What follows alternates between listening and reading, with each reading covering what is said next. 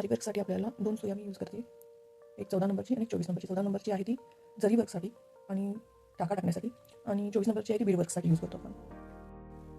Needle पकडायला कशी शिकायची, तर निडल या पद्धतीने इथे पकडायची आणि या पद्धतीने यामध्ये अशी घालायची इथेपर्यंत आणि अशी वर उचलायची, स्ट्रेट अशी घालायची, पुन्हा निडल अशी फिरवायची, पुन्हा अशी उचलायची, पुन्हा स्ट्रेट घालायची, पुन्हा अशी उचलायची, पुन्हा स्ट्रेट घालायची, पुन्हा अशी बाहेर उचलायची, पुन्हा अशी स्ट्रेट घालून पुन्हा अशा पद्धतीने बाहेर उचलायची. निडलची मुवमेंट ही अशी आणि अशी झाली पाहिजे, अशी आणि अशी झाली पाहिजे.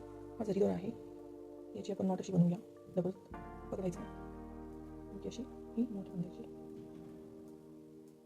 या प्रकारे नॉट बांधून झाली की एक्स्ट्रा असं कट करायचं. हा जरीचा दोरा आपण अशा पद्धतीने असा फिरवून असा पकडला की टाईट राहतो हातामध्ये, आणि टाका आपण ज्यावेळी खालून वर उचलतो दोरा त्यावेळेला तो टाईट बसतो, लूज पडत नाही आणि निडलमध्ये व्यवस्थित पद्धतीने येतो. तर मी तुम्हाला उलट्या पद्धतीने शिकवत आहे की निडल दोरा कसा फिरवायचा जेणेकरून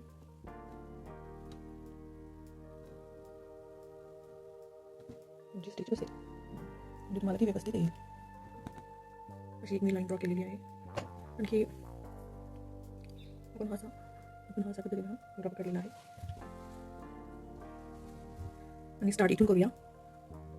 स्टार्ट केल्यानंतर पहिल्यांदा आपण सुई अशी आतमध्ये घातल्यानंतर थ्रेड बाहेर काढला आहे आणि हा थ्रेड उलटा म्हणजे मागच्या साईडला घेऊन एक उलटा टाका आपण टाकून घेऊया, जेणेकरून आपली पुढचे टाके एकदम टाईट बसतील, लूज होणार नाही. मी पहिल्यांदा तर मोठे मोठे टाके घालते जेणेकरून तुम्हाला ते दिसतील. आणखी सुईची मुवमेंट समजेल.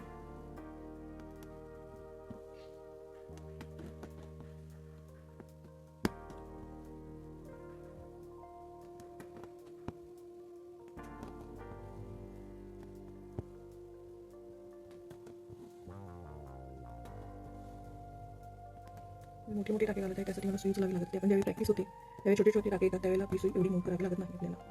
आता इथं लास्टला आली आहे, मी तुम्हाला एंड नॉट पण इथं शिकवते की अशा पद्धतीने हा थ्रेड बाहेर राहिला आहे. त्याच्यासाठी मी आता पुन्हा त्याच्याजवळच एक सुई आतमध्ये करून दुसरा टाका बाहेर दोरा आतून घेतला आहे आणि पहिल्या दोऱ्यातून अशी सुई